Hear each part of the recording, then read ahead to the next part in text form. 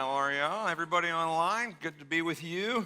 LeaderCast is coming. This is 3 weeks away, and if I had my way, every one of you would be at LeaderCast. And in fact, as we're going through the Brave series, it is such a perfect supplement to what we're talking about in Brave. The theme this year for LeaderCast is Lead Yourself, and it takes a lot of good self-leadership to be brave and to go in the heading that you have set and that God has given you.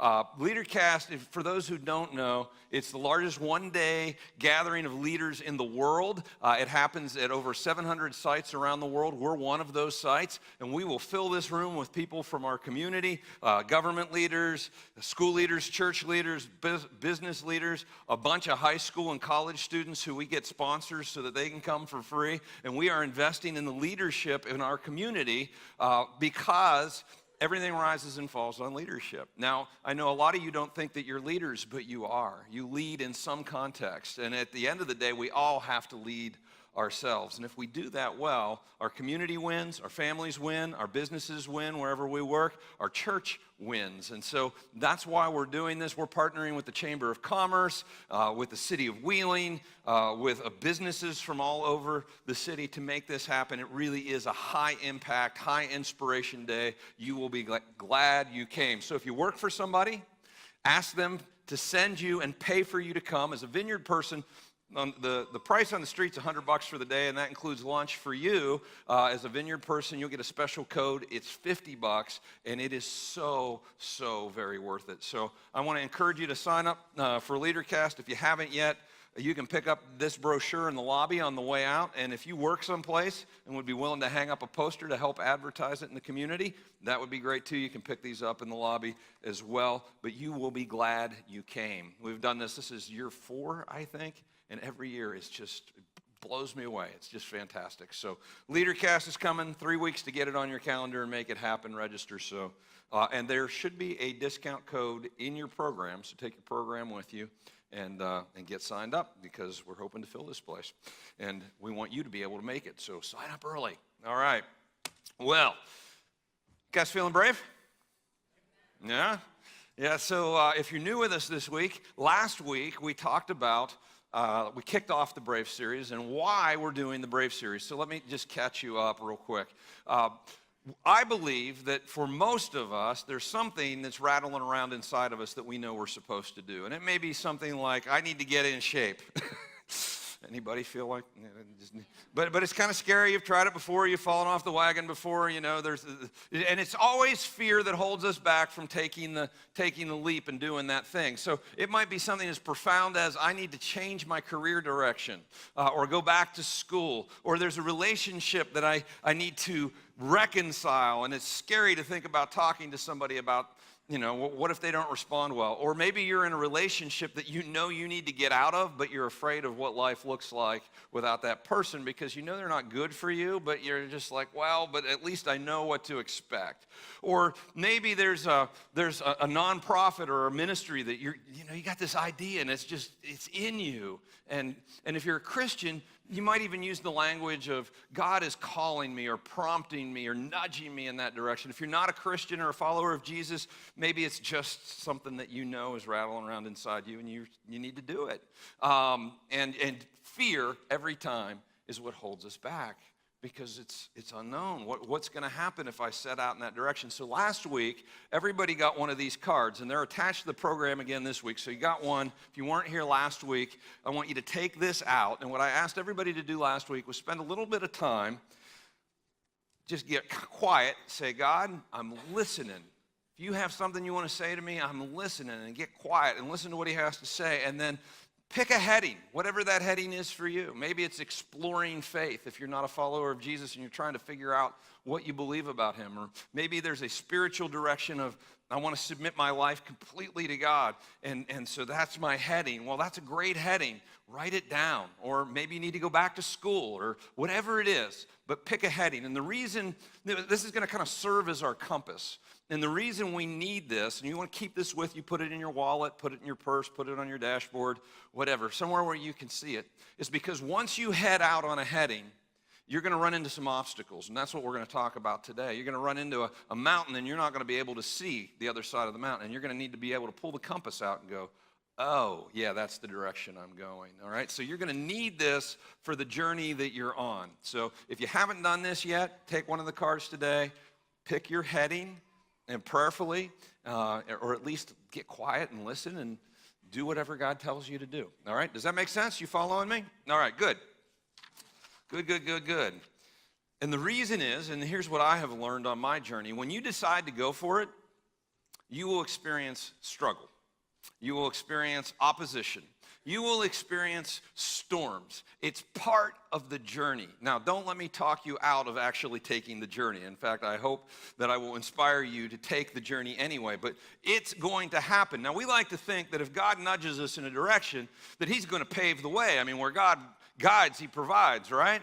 But the reality is when you step out and you start going in that direction, there are going to be storms. There are going to be people who misunderstand you and say things that aren't nice about you, who judge your motives. We like to think that everything is going to be up and to the right, and it's just going to be easy. And when things get difficult, we start to question. Have you ever been here? You start to question whether God ever called you to that in the first place or whether God's with you because it's hard. Some of us are in that place right now. God is with you. This is part of the journey, and don't despise this part of the journey because God's up to something big in your life. And the breakthrough is on the other side of the storm. So don't despise the storm. Has anybody ever been caught in a storm? Like not on the porch, you're sitting on the porch watching the storm come through, but like out in the storm with lightning coming down all around you. I have been probably a handful of times in my life. Back in the mid-90s, we were doing the Wilderness Adventure Ministry, and my friend Taylor McCluskey called me. He was the volunteer youth director at Advanced Presbyterian Church just up the road here. And he called and he said, hey, will you put together an adventure trip for our youth group? And I said, sure, that's what we do. You called the right place. And so we put together this trip, and we went down to the Monongahela National Forest near Petersburg, West Virginia, to a place called Smoke Hole. And it was a canoe trip. And Smoke Hole may be one of the prettiest places on the East Coast. It's certainly one of the prettiest places in West Virginia. It's this canyon, this mountain canyon. The Potomac River goes through the middle of it. It's towards the headwaters of the Potomac.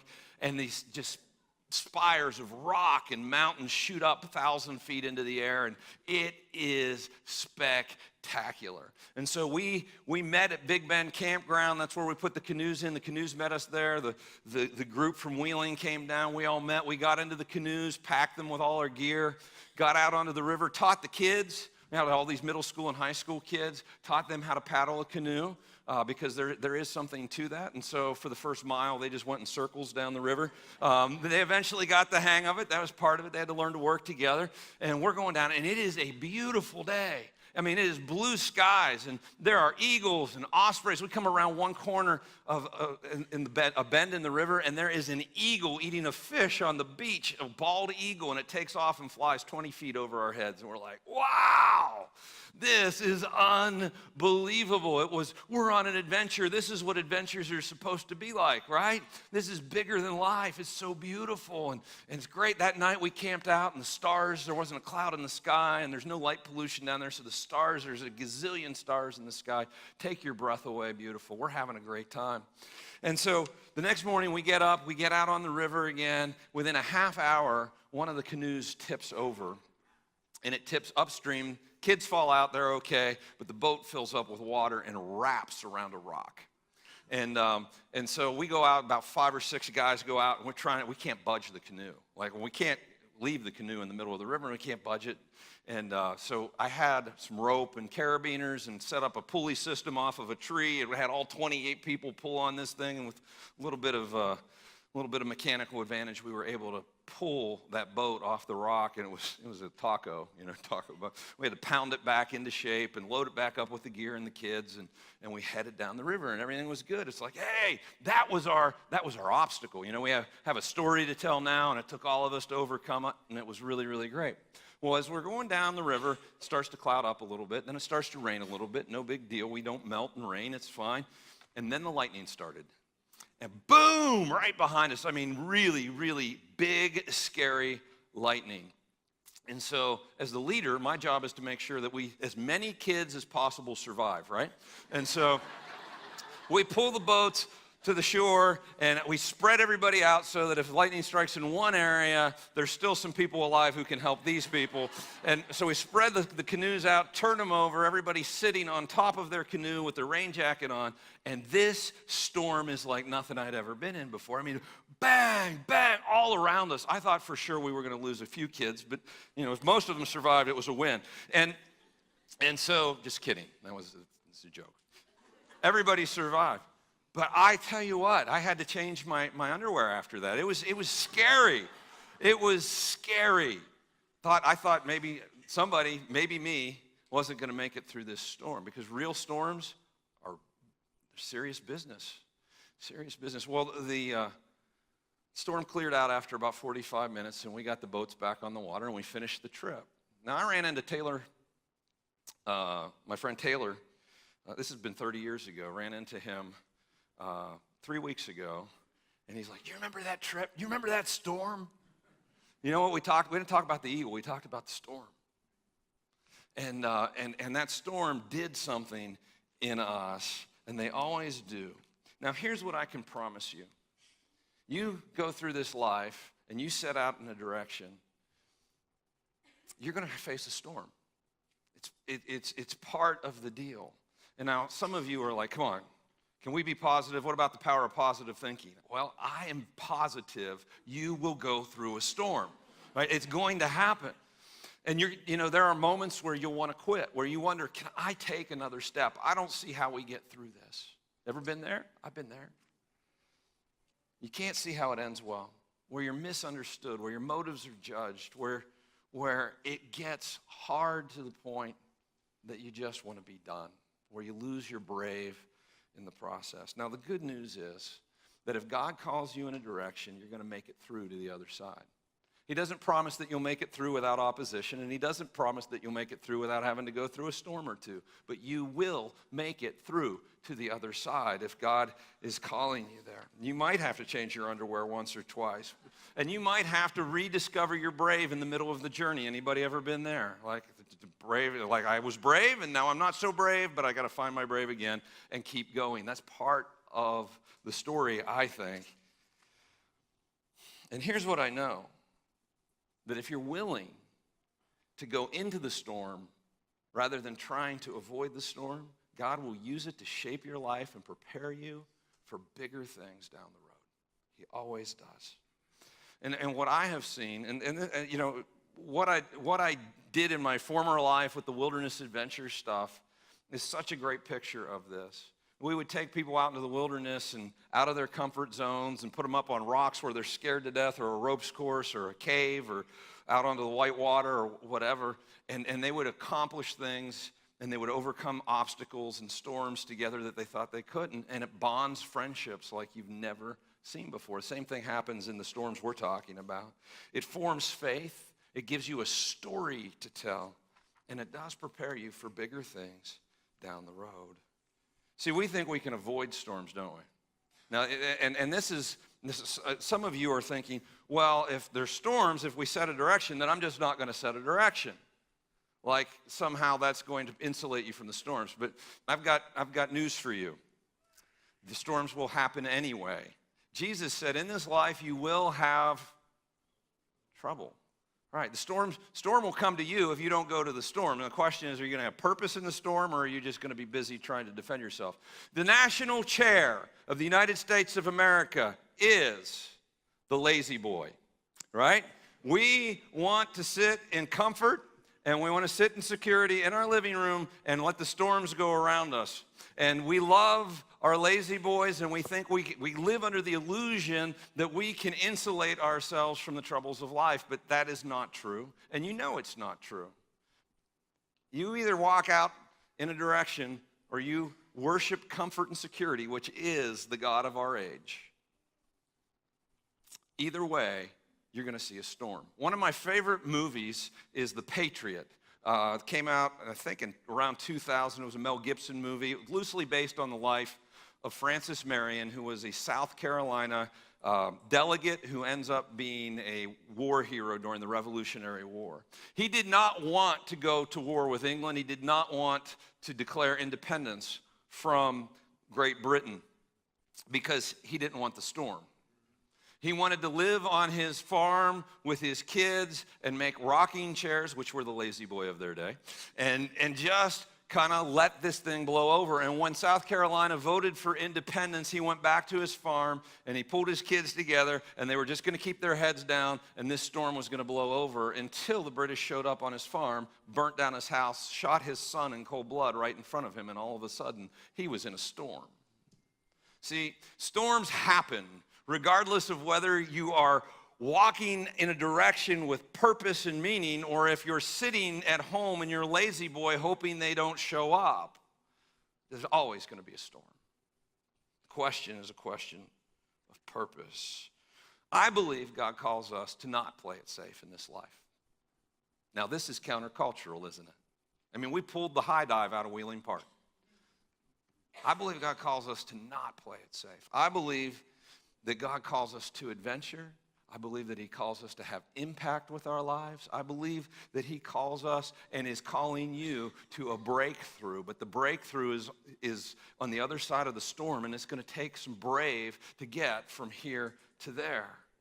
And you're going to have to choose to walk into the storm rather than waiting for the storm to come to you. But my friends, every breakthrough has a path through a storm.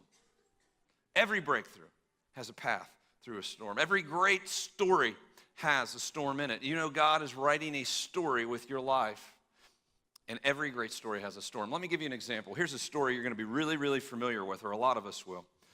You ready?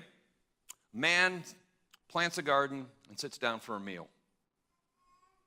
Compelling, isn't it? I mean, like, you're going to remember that for a total of 20 seconds. All right, so let me give you a little more information.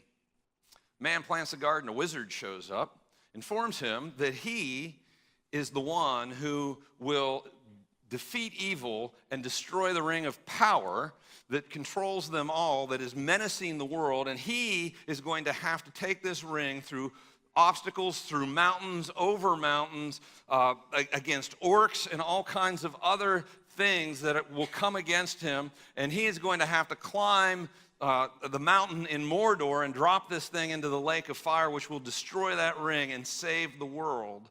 And after three-hour movies of storm after storm after storm after storm, and you're wondering as you're watching it, I don't know how he's going to take another step, and he does, and he defeats it, and he goes home, and he sits down, and he has a meal with his friends, and now we're talking about the Lord of the Rings, and we got a story.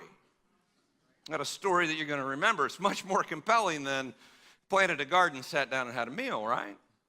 See, the story that we remember 30 years later was the storm and the canoe, not the eagles and the blue sky. Every breakthrough has a path through a storm. And every story has a storm. The story God's writing with your life is going to have a storm. I'm sorry to be the one to tell you this, but you already know it. You already know it. And you can try and avoid it and never go anyplace new and never accomplish anything. Or you can lean into it. And some of us will face big storms. Some of us will face storms where we will wonder if we can keep going. But the bigger the storm, the bigger the breakthrough. The bigger the storm, the bigger the breakthrough. So let me ask you this. As you sat down this week to write your heading, this is the thing that you're going to do, or as you do it this week, did you pick something easy? Did you look out ahead and go, you know what, there's a forecast for cloudy weather and some storms in this direction. I'm going to pick this easier thing. Or did you pick what it was that you felt like God was nudging you to do despite the forecast? There's always going to be a tension between faith and fear. When Christy and I had been dating for a while, we were talking about getting married, and I was scared to death of marriage. I was kind of in this phase where I thought women were crazy. I have since found out that everybody's crazy. It's like equal opportunity. But But I had dated a girl, and it was a little crazy, and I was wounded, and I was really scared to get married. But at the point where I felt like God said, no, this is the girl. This is what you're supposed to do. I leaned into the storm of my fear and got married. It's one of the best decisions I ever made. What a breakthrough. Now, were there storms along the way? Yes. Everybody has them. But it was such an important breakthrough. And there will always be a storm of fear and unforetold storms along the way.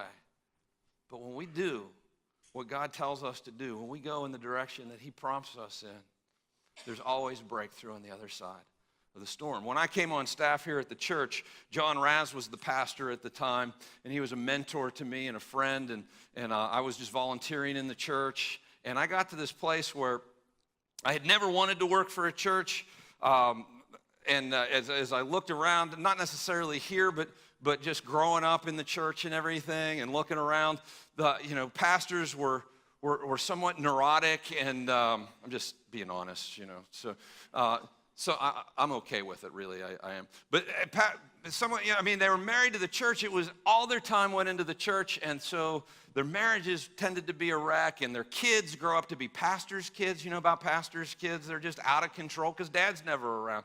And I'm like, I don't want that. I don't want to live that way. I don't want my kids to be messed up. And I just have never had any desire in my life to work for a church. So we're having this conversation because I feel like God's nudging me in that direction. And he looked at me and said, I feel like that's supposed to happen too.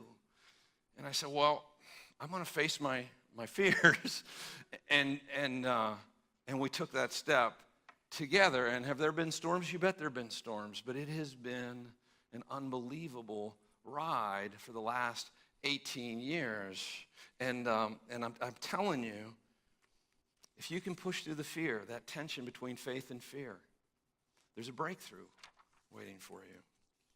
Now, as I've been praying about what my heading is for this series, and is there something new you want me to do, God, or is there something that I just need to lean into a little bit more? I feel like what he has impressed upon me is that I'm supposed to kind of like rediscover my brave a little bit in the middle of the journey, but that God has called me to lead a church in the direction of being a Luke 15 church. If you remember, a few weeks ago, I preached on the prodigal son and the lost coin and the lost sheep, and basically that God is crazy about all of us. He loves all of us so much, but he is obsessed with people who aren't here yet. He's obsessed with people who don't have a relationship with him yet, who have not found Jesus yet. And so I believe that the reason the church is on earth is to help people who don't know yet find Jesus and be the hands and feet of Christ, as he describes in Luke 15, to build a culture that's not religious but redemptive, to build a culture in a church where ordinary people are extraordinary followers of Jesus, not Pharisees, to do whatever it takes to reach people who are far from God, to build a culture where it's not about us. Now that's pretty radical stuff in a world where we like to make it all about us, even in the church. Will that be misunderstood? Will there be accusations of motive or whatever else? You bet there will. There have been. There have been. But that's the direction. It scares me to death. I'm going to keep going. I also believe that we're not supposed to just sit here on Warden Run Road and circle up as a gang of already convinced people, but we're supposed to take this thing through multi-site church all over our region and plant campuses. And that's a scary thing to stand up and say, because it's taken longer than I thought it would. There have been some storms, but we're doing it. So, swallow hard. It's scary, scary, scary. But you got to find your brave, and that's mine. Pray for me. We're going to look at a story today in Matthew chapter 14. Jesus has just fed 10 to 20,000 people with a box lunch. It was a miracle. The crowd wants to make him king. His disciples, what we know of them at this point in the journey, probably wanted to make him king. He puts them in a boat and sends them back to Capernaum. They're on the north side of the Sea of Galilee in this kind of remote area. They had gone there to have a retreat, and the people followed. about 10 to 20,000 of them. They walked around. And so Jesus spends time with them, brings the day to a close, sends the disciples back in the boat, and he goes up on the mountain to pray, and that's what we're going to read. It says, immediately Jesus made the disciples get into the boat and go on ahead of him to the other side while he dismissed the crowd. After he had dismissed them, he went up on the mountainside by himself to pray. So Jesus gives his disciples a heading. This is where I want you to go. Jesus gives them a heading into a storm. Now, if you know this story, you know that they're going to go into a storm. If you don't know this story, they're going to go into a storm. But they don't know that they're going into a storm when Jesus sends them out. Does Jesus know? Yes, he does. He's fully aware of that. Jesus picks the heading for these guys despite the forecast. And really, I think because of the forecast, and we'll talk about why here in a moment. Let me ask you this question. Have you ever had a moment of inspiration, like a business idea, or I need to start this blog or this website, or I need to start this ministry to underprivileged kids, or I could go down the list. It's a brilliant idea that's popped into your head. And the next voice you hear is the voice of reason. All the reasons why it won't work and you shouldn't do it. Ever have that happen? Talk yourself out of it? It happens all the time. It's happened for all of human history. There's always going to be a storm in the forecast, especially if you start processing it through. Sometimes that forecast will come from outside, people going, you can't do that. Other times it will come from inside. Thomas Watson was the president and CEO of IBM in 1943. He predicted a storm on the horizon. They were considering going into the computer business. Anybody ever heard IBM? This is what he said. I think there is a world market for maybe 5 computers. Glad they pushed through that storm, right? Western Union in 1876, they were the telegraph people. In 1876, they said this telephone has too many shortcomings to be considered a serious form of communication. The device is inherently of no value to us. Now, Western Union didn't push through that storm, and they were left behind. H.M. Warner of Warner Brothers in 1927, this was the era of silent movies. H.M. Warner said this, who the hell wants to hear actors talk? I'm kind of glad that they pushed through that, or somebody pushed through that, because I wouldn't be able to watch silent movies. Anyway, Margaret Thatcher in 1974 said this. She said, it will be years, not in my time, before a woman becomes Prime Minister of England. And within a few years, she was Prime Minister of England. She pushed through the storm. So many times the stormy forecast comes from outside and the voices of others, but more often than not it comes from inside and us talking ourselves out of the crazy idea that we had, but maybe, just maybe, that crazy idea is exactly what you're supposed to do. Jesus invites us to walk towards the storm. Storms are, and this is so important, storms are rarely fatal and never final. Now, we want them to never be fatal, right? They're rarely fatal. We were on the banks of the Potomac River. Nobody died. Rarely does. The storm blew over in a matter of about 45 minutes. Sometimes they're longer than we want them to be, but they blow over. They're a season. It's something that we have to push through, break through in our lives. And if you're a follower of Jesus, they're never fatal. Because as a follower of Jesus, we live in light of eternity. And even when we die, we live. This is so important. If you're not a follower of Jesus, this is a reason to become one. Death loses its sting. It loses its grip on us. In the early church, they talked about falling asleep, not dying, because it's just temporary. We are eternal creatures that have a temporary human experience, and it's so short-lived, and yet we lose sight of that. And we start to think everything is about what's going on right now, and it's bigger than that. You're going to live forever if you're a follower of Jesus. And so even death isn't really all that scary. You know, if you set a financial heading for this Brave series, and you say, you know, we're going to sit down and we're going to look at our finances because we can't live like this anymore. Our marriage isn't going to survive if we keep living in financial chaos. And so now you have to sit down and pull all the debt together and all the income and outflow and look at it on one page. And if you're married as a couple, sit down and walk through that storm of learning to communicate about your finances and coming up with a plan and executing that plan. It's not going to be fatal, and it's not going to be final. In fact, that is the storm you have to walk through to get to financial peace on the other side. Some of us have set a spiritual heading. You want to figure out what you believe about Jesus. Awesome. Will there be doubts? Will there be fears along the way? Yes. Maybe you set the spiritual heading of, I'm going to submit my life completely to God. It's all His. He's in charge. That is a fantastic heading.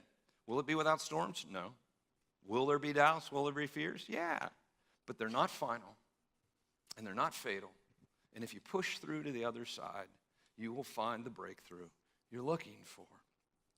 It says later that night, He was there alone. So Jesus is up on the mountain alone, praying, and the boat was already a considerable distance from land, buffeted by the waves because the wind was against it.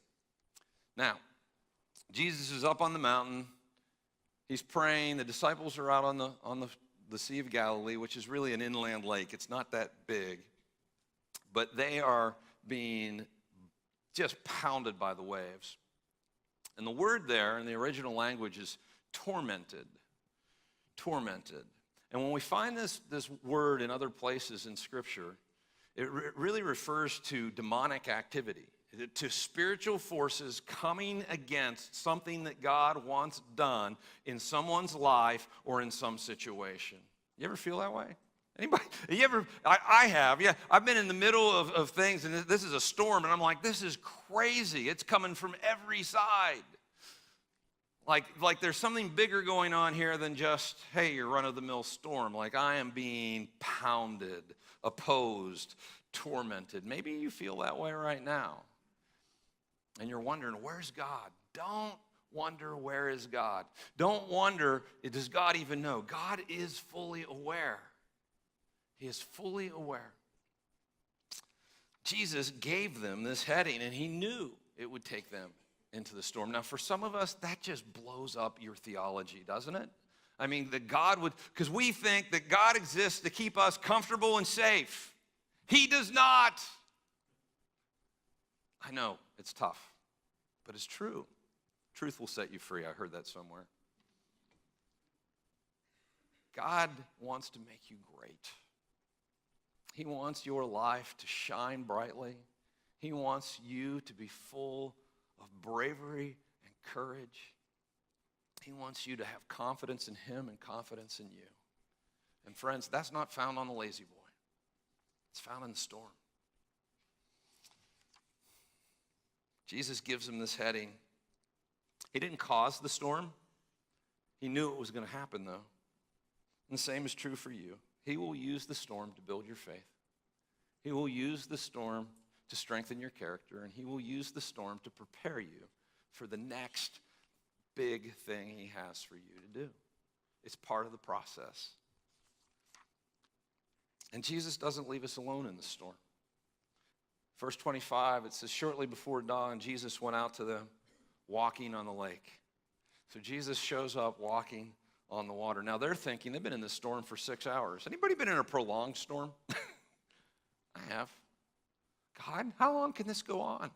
Do you even know that this is going on? He knew that this was going on. In fact, archaeologists and scholars tell us they're pretty sure they know what mountain Jesus was on, and they know the kind of storms that happen on the lake, and because of the geography, there are these windstorms that will blow up on the lake, and it's just down on the lake level, it's not up high, that Jesus would have been able to look off of the mountain that He was sitting on and see what they were going through the whole time. He was aware the whole time, and then He comes to them on the water. Same thing is true with us. He's not unaware of what's going on in your life. And He will come to you in the midst of the storm. It says, when the disciples saw Him walking on the lake, they were terrified. It's a ghost, they said, and cried out in fear. But Jesus immediately said to them, take courage, it is I. Don't be afraid.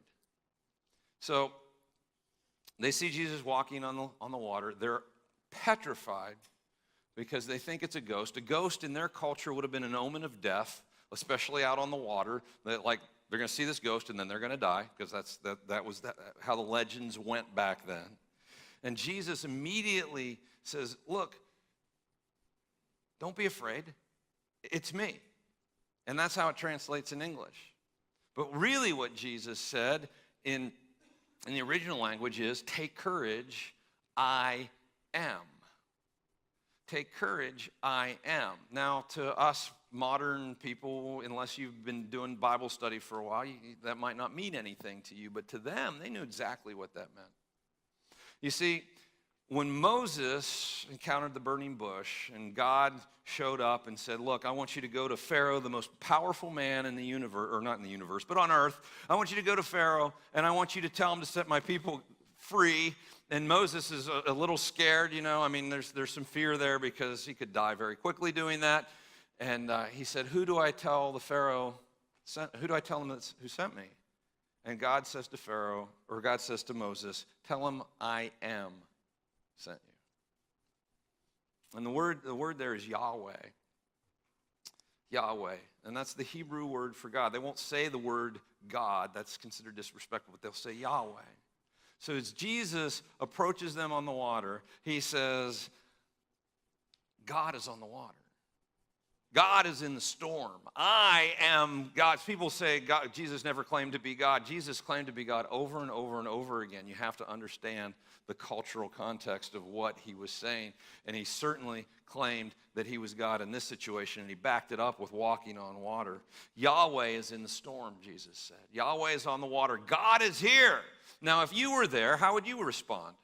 Well, God's here. It's all good. Well, 11 of the 12 disciples stayed in the boat. Just saying. They stayed in the boat. One of them, a guy named Peter, finds his brave. Now, the boat is just us trying to rely on our own effort, us trying to, save enough money and build enough buffer around ourselves so that we're safe. It's an illusion. That boat could go down like that. It's no safer in the boat than it is out on the water with Yahweh. Peter finds his brave. Lord, if it's you, Peter replied, tell me to come to you on the water. Come, he said. Then Peter got down out of the boat and walked on the water and came toward Jesus. Peter, first man in the history of the world other than Jesus, who is kind of a God and man, only man that I'm aware of in history who has walked on water. Jesus says, come, and he puts his foot out and puts it down on the water, and it holds.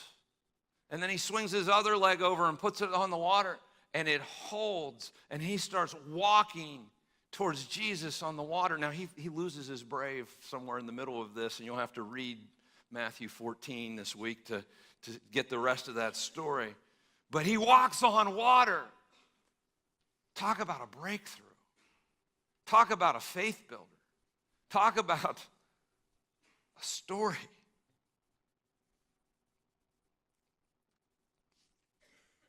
Guys, there will be storms. There will be waves. There will be dark nights. There will be fear. There will be moments where you wonder if you can keep going. But know this. Yahweh is on the water. Yahweh is in the storm. He is not in our comfort zone. He is not in playing it safe.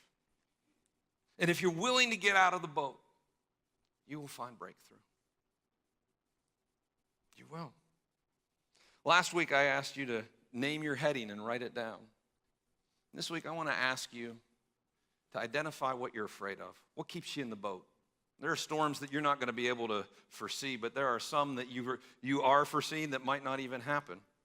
Maybe your storm is what other people will think. You're afraid of what other people will think and say about you. Or maybe your storm is, I don't want to work that hard. I want to hang out in the lazy boy. The lazy boy is going down. I'm just saying. Maybe there's some internal storms you need to face. Maybe you have some anger that you need to walk through, or maybe you've dealt with abuse in your life and you need to deal with that. Or maybe maybe it's an internal storm. Maybe there's some unforgiveness in your life, and you have to walk through the storm of forgiving somebody for something that's unforgivable. I don't know what it is for you, but I'm telling you, the breakthrough is on the other side of the storm. The breakthrough is in facing down that fear, finding you're brave, and walking out onto the water. And you can walk on water, but you got to get out of the boat. It's not found in the boat. It's not found in the lazy boy. And it's not found in the lazy boy that's in the boat. Some of you have boats like that. I know you do. If you're not willing to face your storm, you're going to miss your breakthrough. So what's it going to be? Comfort in the boat or breakthrough on the water? We all have our choice. Are you going to hold the grudge? Or are you going to let it go? Are you going to stay stuck in your stuff, or are you going to move forward? Are you going to bury and hide and ignore the past, or are you going to get vulnerable and lean into it and make your way into the next thing that God has for you? Because your breakthrough is not found in the boat. It's out on the water. Adventure is waiting. And it's an adventure that you will discover there is so much more to you than you ever thought. Again, I'm always coming back to this wilderness program. It's powerful stuff.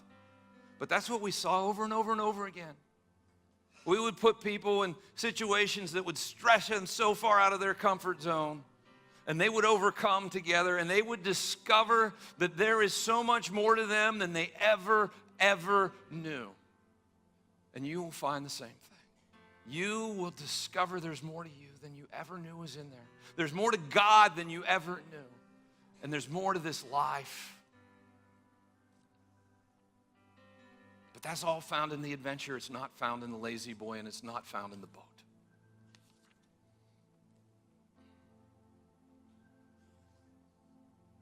We do worship comfort, guys. We worship security. And in that respect, I think God is calling us to be countercultural. Adventure awaits the people who will get out of the boat. Healing awaits the people who will get out of the boat. Miracles and deliverance await the people who will get out of the boat. Breakthrough and life in all of its fullness await the people who will get out of the boat. So the question I want to end on today is, will you get out of the boat? I think this is a get out of the boat moment. At some point in our lives, we have to come to the conclusion that we're not going to play it safe anymore. We're not going to sit in the lazy boy anymore, because the storm is wherever we go. Might as well go through storms with a purpose. And you're going to live out on the water, because that's where Jesus is calling us. And the reason to get out of the boat is not even for the breakthrough, although that's really awesome. It's because Jesus is on the water. It's because Yahweh is on the water. He is in the storm. And I want to be where He is. And I want to live the life that He's called us to. And it's not in playing it safe, and it's not in rowing harder, and it's not in getting more organized. It's in following Him wherever He leads. And Jesus is inviting you out onto the water today. Will you come? Will you come? In your marriage, will you come? In your career change, will you come? In the new business that you know you're supposed to start, are you going to do it, or are you going to play it safe? The habit you need to break, or relationship you need to heal, are you going to play it safe, or are you coming out onto the water? I want to invite you today to put a peg in the ground and say, from this point forward, and you will lose your brave every once in a while. You got to rediscover it, but you got to make the decision. From this point forward, I'm not hanging out on the lazy boy anymore. I'm coming out on the water. So today is your get out of the boat moment. And I want to encourage you. I'm going to ask you to do something that will probably feel uncomfortable, because we never do this here, or very rarely. But if you're willing to say to God today, I'm getting out of the boat, I'm going where you send me, despite the forecast, I want you to stand up where you are. If you're willing to come out of the boat, if you want to walk on water, you got to get out of the boat. Just stand up where you are. That's right. That is awesome. Praise God. Let the adventure begin. If Jesus says you're going to the other side, you're going to the other side. Will there be storms? Yes, but look around this room. You've got a whole family of people who will walk through the storm with you. And God is going to do amazing things in and through your life. Jesus told Peter, come. Come. As we sing this song, I want to invite you to make it your prayer and answer Jesus. Get out of the boat.